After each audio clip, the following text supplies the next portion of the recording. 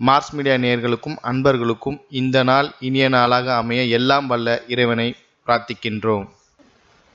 இந்த சேனல் உங்களுக்கு பிடிச்சிருந்தா மறக்காம சப்ஸ்கிரைப் பண்ணுங்க, ஷேர் பண்ணுங்க, லைக் பண்ணுங்க, கமெண்ட் பண்ணுங்க. எனதொருமை மகர ராசி நேயர்களே, இந்த பதிவில் நம்ம என்ன பார்க்க போறோம் அப்படின்னா, நிகழும் மங்களகரமான குரோதி வருடம் ஆனி மாத ராசி பலன். இந்த ஆனி மாசத்துல உங்களுக்கு எந்தெந்த கிரகங்கள் அற்புதமா வேலை செய்ய போறது, எந்தெந்த கிரகங்களோட கதிர்வீச்சினால நீங்க கவனமா இருக்கணும், பரிகாரமா என்ன பண்ணினா ரொம்ப விசேஷம் அப்படிங்கிறத பத்தில நம்ம இப்ப தெளிவா பார்க்க போறோம். அதுக்கு முன்னாடி முதல்ல இந்த மாதத்துல கிரக நிலைகள், கிரக சஞ்சாரங்கள், சுழற்சிகள் இதெல்லாம் பார்க்கலாம். முதல்ல சுகஸ்தானத்தில் 4-11 கூடிய அதிபதி செவ்வாய் பகவான் ஆட்சி அமைச்சு சூப்பரா உட்கார்ந்துட்டு இருக்காரு. சுகாதிபதி சுகஸ்தானத்திலே 11/7/2024 முதல் பஞ்சமஸ்தானத்துக்கு வந்துடுறார். அங்க ஆல்ரெடி குரு பகவான் அங்க இருக்கார். குரு பகவான் உங்களுக்கு சகாயாதிபதி, விரையாதிபதி. அவர் செவ்வாயோட சேர்றதுனால, செவ்வாய் அவரோட சேர்றதுனால பஞ்சம ஸ்தானத்துல குருமங்கள யோகம் உங்களுக்கு கிடைக்கிறது. அடுத்தபடியா பகை ருண ரோகஸ்தானத்துல 6-9 கூடிய அதிபதி புதன், அஷ்டமாதிபதி சூரியன், 5-10 கூடிய அதிபதி சுக்கிரன். இந்த 3 பேரும் அங்க இருக்காங்க 6ஆம் இடத்துல. இந்த புதனும் சூரியனும் சேர்றதுனால புத ஆதித்ய யோகம் உண்டாகுது. 26/6/2024 முதல் புத பகவான் எங்க வர போறாருன்னு பாத்தீங்கன்னா களத்திரஸ்தானமாக 7ஆம் இடத்துக்கு வந்துடுறார். 7/7/2024 இருந்து சுக்கிர பகவானும் களத்திரஸ்தானமாக 7ஆம் இடத்துக்கு வந்துடுறார். அடுத்தபடியா பாக்கியஸ்தானத்துல கேது பகவான் குரு பகவானின் பார்வை பெற்று சஞ்சாரம் பண்றார். சகாயஸ்தானமாகிய 3ஆம் இடத்துல ராகு பகவான், தனவாக்கு குடும்பஸ்தானத்துல சனீஸ்வர பகவான். சனீஸ்வர பகவான் உங்களுக்கு ராசிநாதன், அதே சமயம் தனவாக்கு குடும்பஸ்தானாதிபதி. 19/6/2024 இருந்து இந்த சனீஸ்வர பகவான் வக்ரகதி அடைகிறார். இதுதான் இந்த மாசத்தோட கிரக நிலைகள், கிரக சஞ்சாரங்கள், கிரக பெயர்ச்சிகள். அந்த வகையில முதல்ல பார்த்தீங்கன்னா சுகஸ்தானமாகி 4ஆம் இடத்துல இருக்கிற சுகாதிபதி, லாபாதிபதி அற்புதமான ஒரு முன்னேற்றத்தை உங்களுக்கு கொடுத்துட்டு இருக்கார். மனசுல ஒரு சந்தோஷத்தை கொடுத்துட்டு இருக்கார், தைரியத்தை கொடுத்துட்டு இருக்கார், குடும்பத்தை ஒரு ஒற்றுமையை கொடுத்துட்டு இருக்கார். சில பிரிவினைகளை கொடுத்தாலும் சில ஒற்றுமைகளை கொடுத்துட்டு இருக்கார். வெளியூர் அல்லது வெளிநாட்டு பயணங்களின் மூலம் உங்களது வாழ்க்கையில் சிறப்பான ஒரு அம்சங்கள் நடைபெற்று கொண்டிருக்கும். அதே மாதிரி சில பேருக்கு சொத்து சேர்க்கை உண்டாகும். பொன் பொருள், ஆடை, ஆபரணம், வீடு, மனை, வாகனம் இதெல்லாம் வாங்கக்கூடிய ஒரு யோகம் உண்டாகும். தொழில் வியாபாரத்தில் இருந்து வந்த இன்னல்கள் மறையும், தொழில் வியாபாரம் விருத்தி அடையும். உத்தியோகத்தில் முன்னேற்றம் அதிகரிக்கும். அரசியல்வாதிகளுக்கு இது அற்புதமான ஒரு நேரம். அதே சமயம் சீருடை பணியாளர்களாகிய காவல், இராணுவம், தீயணைப்புத்துறை, மருத்துவத்துறையில் வேலை பார்க்கும் அன்பர்களுக்கு எதிர்பார்க்கும் இடமாற்றம், பதவி மாற்றம், பதவி உயர்வு, சம்பள உயர்வு அருமையாக வந்து சேரும். 11/7/2024 இருந்து இந்த செவ்வாய் பகவான் பஞ்சமஸ்தானமாக 5ஆம் இடத்துக்கு வந்துடுறார். இந்த இதுல இருந்து உங்களுக்கு குழந்தைகளின் மூலம் சந்தோஷம் அதிகரிக்கும். ரொம்ப நாளா குழந்தைகளுக்கு கல்யாணமாகலையே நினைச்சிட்டு இருப்பீங்க, அந்த கல்யாண வரன் கூடி வரும். குடும்பத்துல சுபகாரிய பேச்சுக்கள் நிறைவேறும். அதே மாதிரி குழந்தைகள் கல்யாணம் ஆயிடுத்து, குழந்தை பாக்கியம் கிடைக்கலையேங்கிற ஒரு வருத்தத்துல இருக்கீங்க, அந்த வருத்தம் நீங்கும். கண்டிப்பா ஒரு நல்ல ஒரு குழந்தை பாக்கியம் கிடைக்கும். அதாவது எடுக்கிற முயற்சிகளும் உங்களுக்கு அற்புதமா நிறைவேறும். அதே சமயம் பஞ்சமஸ்தானத்துல 3-12 கூடிய அதிபதி குரு பகவான். குரு பகவான் 5ஆம் இடத்துல இருந்துட்டு உங்களோட பாக்கியஸ்தானத்தையும் லாபஸ்தானத்தையும் ஜென்மஸ்தானத்தையும் பார்த்துட்டு இருக்கார். 5-7-9 பார்வை. அந்த வகையில தந்தையார் வழி உறவினர்கள் ஆதரவா இருப்பா. பூர்வீக சொத்துக்கள் உங்க கைக்கு வரத்துக்கு வாய்ப்புகள் இருக்கு. இளைய உடன்பிறப்புகளின் மூலம் உங்களுக்கு நல்லவை நடைபெறும். அவர்களின் வீட்டு விசேஷங்களில் நீங்கள் கலந்து கொண்டு மதிப்பும் மரியாதையும் உயரப் பெறுவீர்கள். சில நேரங்களில் விருந்து கேளிக்கைகளில் கலந்து கொண்டு மகிழும் வாய்ப்புகள் உண்டாகும். உடல் ஆரோக்கியம் சிறப்பாக இருக்கும். சில பிரச்சனைகள் இருந்தாலும் பெரிய அளவில் பாதிப்புகள் இராது. பகைருண ரோகஸ்தானத்தில் 6-9 கூடிய அதிபதி புதன், 5-10 கூடிய அதிபதி சுக்கிரன், அஷ்டமாதிபதி சூரியன். இந்த 8ஆம் வீட்டு அதிபதி சூரிய பகவான் பகைருண ரோகஸ்தானத்துல இருக்கிறது ரொம்ப விசேஷம். இந்த மனசுல தைரியம் இருக்கும் எந்த ஒரு வேலையிலையும். அதே மாதிரி அரசாங்கத்துறையில நீங்க எதிர்பார்க்கிற அந்த சலுகைகள், அந்த எதிர்பார்ப்புகள் கண்டிப்பாக நிறைவேறும். அதே மாதிரி அரசாங்கத்துறையில் இருக்கிறவாளுக்கும் ஒரு நல்லது கண்டிப்பா நடக்கும். அவங்களுக்கு தேவையான அந்த பதவி உயர்வு, இடமாற்றம் அதெல்லாம் அற்புதமா கிடைக்கும். உடல் ஆரோக்கியம் ஓரளவுக்கு இப்போ சிறப்பாக இருக்குங்க. அதே சமயம் 6, 9 குடை அதிபதி புதன் இருக்கிறதுனால சில பேருக்கு கடன் வாங்கக்கூடிய ஒரு சூழல் உண்டாகலாம்.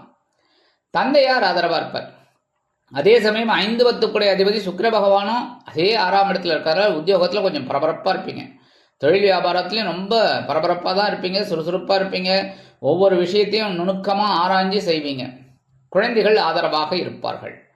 கல்வி பயிலும் மாணவ மாணவிகளுக்கு புதாதித்ய யோகம் இருப்பதால் அற்புதமான ஒரு முன்னேற்றத்தை காண்பார்கள். 26/6/2024 முதல் புத பகவான் களத்திரஸ்தானத்திலும் 7/7/2024 முதல் சுக்கிர பகவான் களத்திரஸ்தானத்திலும் பயணம் பண்ண போகிறாங்க. அப்போ நண்பர்கள் விஷயத்தில் கொஞ்சம் கவனமாக இருக்கணும். அதேமாதிரி தொழில் வியாபாரம் அப்படின்னா கூட்டாளிகள் விஷயத்தில் கவனமாக இருக்கணும். அது யாராக இருந்தாலும் சரி, கூட்டு தொழில் அப்படின்னு வந்தாலே சரி, அண்ணன் தம்பியாக இருந்தாலும் சரி, அசலாக இருந்தாலும் சரி, கவனமாக இருக்கிறது ரொம்ப நல்லது. இல்லைன்னா கொஞ்சம் பிரச்சனைகள் தலை தூக்கலாம். அதேமாரி சில பேருக்கு பார்த்தீங்கன்னா வாழ்க்கை துணை வழி உறவினர்களின் மூலம் சில குழப்பங்கள் ஏற்பட்டு மறையும். அதே சமயம் நீங்கள் எடுக்கிற காரியங்கள் அற்புதமாக நிறைவேறும். எழுத்து மற்றும் அச்சுத்துறையில் இருக்கும் நண்பர்களுக்கு புதிய வாய்ப்புகள் மிளிரும்.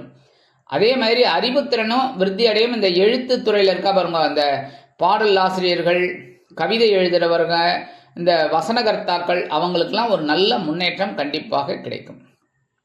அடுத்தபடியாக பாக்கியஸ்தானமாகிய 9ஆம் இடத்துல கேது பகவான் இருக்கார். தந்தையாரோட உடல் ஆரோக்கியத்தில் கொஞ்சம் கவனம் எடுத்துக்கோங்க.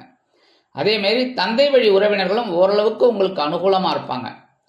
இருந்தாலும் குருவோட பார்வையை வாங்கிட்டு சஞ்சாரம் பண்ணுறதுனால ஓரளவுக்கு உங்களுக்கு அனுகூலம் உண்டாகும். மனதை ஆன்மீக பாதையில் திருப்பினீர்கள் என்றால் கண்டிப்பாக நன்மைகள் இரட்டிப்பாகும். அடுத்தபடியாக சகாயஸ்தானமாகிய 3ஆம் இடத்துல ராகு பகவான். 3ஆம் இடத்துல ராகு இருந்தாலே தைரியம் அதிகமாக இருக்கும். ஏன்னா ராகு பிரம்மாண்டம், தைரியத்தையும் பிரம்மாண்டமாக யோசிக்க வைப்பார். அதாவது உங்களுக்கு இந்த நேரத்தில் அசட்டு தைரியம்னு சொல்லக்கூடிய கிடையாது, அசாத்திய துணிச்சல்னு சொல்லுவாங்க பார்த்தீங்களா, அதுதான். அசட்டு தைரியம்ங்கிறது வேற என்ன, அதாவது இமயமலையே திருப்பி போட்டுருவேன் நான் அப்படிங்கிறதெல்லாம் அசட்டு தைரியம் என்ன. அதே சமயம் அசாத்திய துணிச்சல், இந்த வேலையை என்னால் செய்ய முடியும் அப்படின்னு ஒரு கான்ஃபிடென்ட்டாக இறங்குறீங்க பாருங்க, அது அற்புதமாக நிறைவேறும். அதேமாரி உடன்பிறப்புகளின் மூலம் சில மனக்குழப்பங்கள் வந்து நீங்கும். சில நேரங்களில் சில பிரச்சனைகள் எழும். அதனால் கொஞ்சம் கவனமாக இருக்கிறது நல்லது. அதே சமயம் தைரியம் ஓரளவுக்கு உங்களுக்கு அனுகூலமாக இருக்கும். அதுவே பெரிய பாக்கியம். ஒவ்வொரு விஷயத்துலையும் தைரியம் அதிகமாக இருக்கும், வீரியம் அதிகமாக இருக்கும், உத்வேகம் அதிகமாக இருக்கும். இந்த வேலையை இப்படி தான் செய்யணும் அப்படின்னு ஸ்கெட்ச் போடுவீங்க, அந்த ஸ்கெட்சு உங்களுக்கு ஒர்க் அவுட் ஆகும். அதே மாதிரி அரசியல்வாதிகள் அற்புதமான ஒரு பலாபலன்களை காண்பார்கள். வெளியூர் அல்லது வெளிநாடு போய் படிக்கணும்னு நினைக்கிற குழந்தைகள்லாம் தைரியமாக இறங்கலாம், மிக தைரியமாக இறங்கலாம். டக்கு முடியும். நல்லா போய் படிக்கிறதுக்கு ஒரு வாய்ப்புகள் அவங்களுக்கு கிடைக்கும். ஏன்னா இடமாற்றம் கண்டிப்பாக அவங்களுக்கு அமையும். தனவாக்கு குடும்பஸ்தானத்தில் சனீஸ்வர பகவான் பாத சனியாக இருக்க, கொஞ்சம் கவனமாக இருக்கணும். எங்கள் பாதத்தில் ஏற்கனவே நான் சொன்னேன், பாதம் விஷயத்தில் கவனமாக இருக்கணும். அதுவும் இந்த சுகர் பேஷண்ட் அப்படிங்கிறவங்கெல்லாம் கொஞ்சம் கவனமாக இருக்கிறது ரொம்ப நல்லது. அதே சமயம் வாக்குறுதிகளை காப்பாற்றி மகிழ்வீர்கள், அது பெரிய பாக்கியம் உங்களுக்கு. ஏன்னா ராசிநாதன் சனீஸ்வர பகவான் நீதிமான், அந்த அம்சம் உங்களுக்கு இல்லாமல் இருக்குமா? அதனால ஒரு வாக்கு கொடுத்துட்டீங்கன்னா எப்பாடுபட்டாவது நிறைவேற்றிடுவீங்க, அதுவே உங்களுக்கு பெரிய புண்ணியம். அதே மாதிரி தனவரமும் ஓரளவுக்கு உங்களுக்கு வந்துக்கிட்டு இருக்கும். பிரச்சனைகளை சமாளிக்கக்கூடிய ஒரு நிகழ்ச்சிகளும் நடந்துட்டு இருக்கும். அதேமாரி குடும்பத்தில் சில நேரங்களில் சில குழப்பங்கள் இருந்தாலும் குடும்ப ஒற்றுமை அருமையாக இருக்கும்.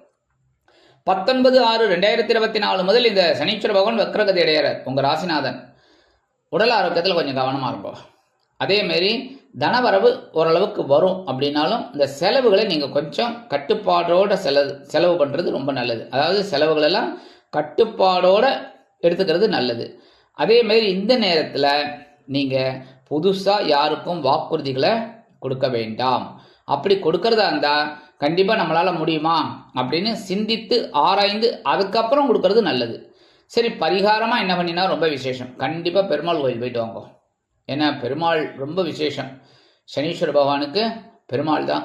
அதனால் சனிக்கிழமை பெருமாள் கோயில் போயிட்டு தாயாரையும் பெருமாளையும் வழிபாடு பண்ணுங்க, துளசி மாலை கொண்டு. அதுவே பெரிய பாக்கியம், உங்களுக்கு நல்லது நடக்கும். அதேமாரி மகாலட்சுமி தாயாரை வழிபாடு பண்ண உங்களோட செல்வ நிலை உயரும்.